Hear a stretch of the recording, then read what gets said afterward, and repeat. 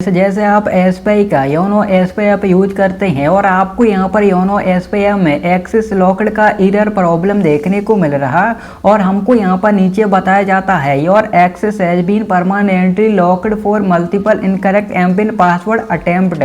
यानी जैसे अगर आप यहाँ पर by mistake incorrect MPIN enter कर देते हैं, इनकरेक्ट पासवर्ड एंटर कर देते हैं, तो जो भी हमारा एक्सेस है वह यहाँ पर लॉक कर दिया जाता है। अब उसको अनलॉक कराने के लिए हमको अपनी ब्रांच जाना होता है, वहीं से अनलॉक होगा। अभी जैसे आप यहाँ पर देखें, जैसे हमको यहाँ पर बताया जा रहा परमानेंटली लॉक्ड, यानी परमानेंट लॉक हो चुका है। अब यह ऑटोमेटिक अनलॉक नहीं होगा, इसके लिए अपनी ब्रांच जाना होगा। उसके बाद जैसे हमने अपने एसबीआई की इंटरनेट बैंकिंग में लॉगिन करने का ट्राई किया तो वहाँ पर भी हमको एक्सेस लॉक्ड का प्रॉब्लम देखने को मिला और वहाँ भी बताया जा रहा था कि आपको अपनी ब्रांच विजिट करना है। तो जैसे उसके बाद हुआ क्या, जैसे हम अपनी ब्रांच गए, ब्रांच जाने के बाद हमको यहाँ पर इस तरीके का फॉर्म दिया गया, जैसे आप यहाँ पर दे सकते हैं। तो इस तरीके का फॉर्म दिया गया था, state bank of India internet banking. तो जैसे हमने इस फॉर्म को फिलअप किया, इस फॉर्म में हमको अपने ब्रांच का नेम और अपना एप्लीकेंट नेम में अपना फुल नेम, जो नेम हमारे बैंक में है, उसके बाद नीचे हमको अपना अकाउंट नंबर और यहाँ पर अपना डेट ऑफ बर्थ और अपना मोबाइल नंबर एंटर करना होता है टेलीफोन नंबर वाले ऑप्शन में, और नीचे अपने सिग्नेचर करना होता है। बस इतना करना होता है, इस फॉर्म को जमा कर देना होता है। तो जैसे हमने इस फॉर्म को जमा कर दिया, जमा करने के बाद आपको यहाँ पर 5 से 10 मिनट के अंदर एक रेफरेंस नंबर मिल जाता है, यानी आपको फ्यू मिनट के अंदर एक रेफरेंस नंबर मिलता है। जैसे आप इस फॉर्म को जमा कर देंगे, लेकिन हमको रेफरेंस नंबर नहीं मिला।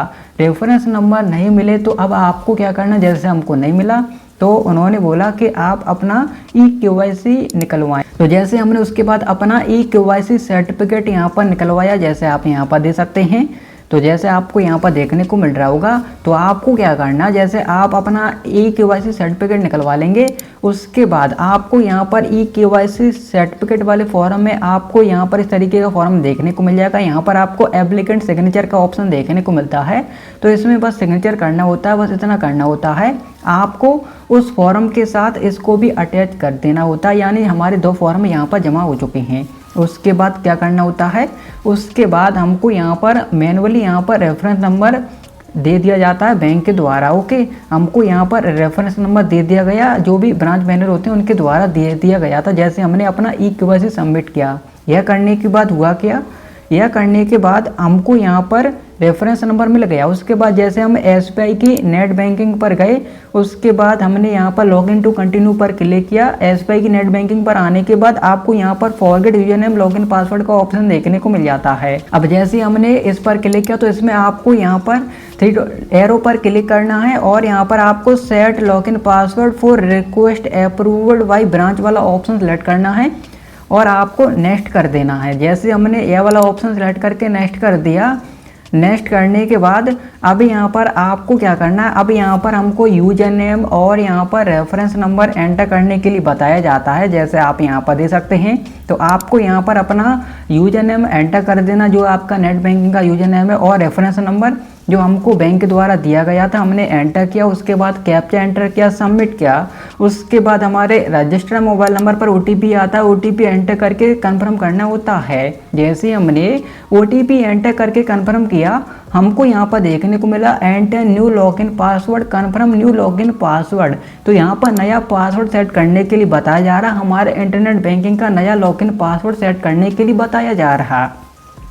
तो जैसे हमने पासवर्ड सेट कर लिया, जो पासवर्ड ऊपर एंटर करना सेम नीचे एंटर करना, सबमिट करना है।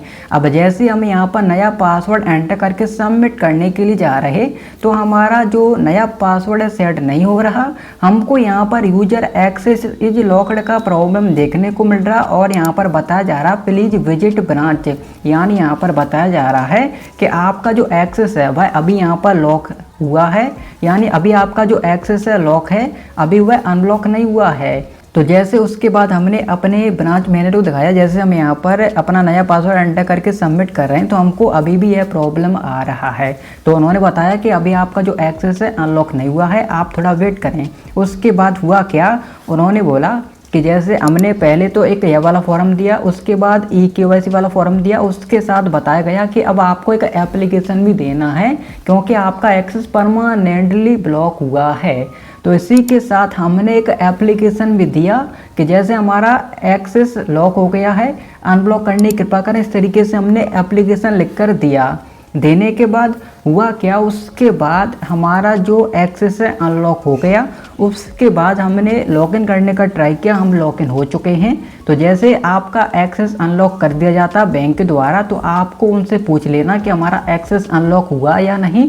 जैसे ही बोल देते हैं हो गया है, तो उसके बाद आप इसमें लॉगिन कर सकते हैं और उसी रेफरेंस नंबर के थ्रू आप नया पासवर्ड अपना बना सकते हैं।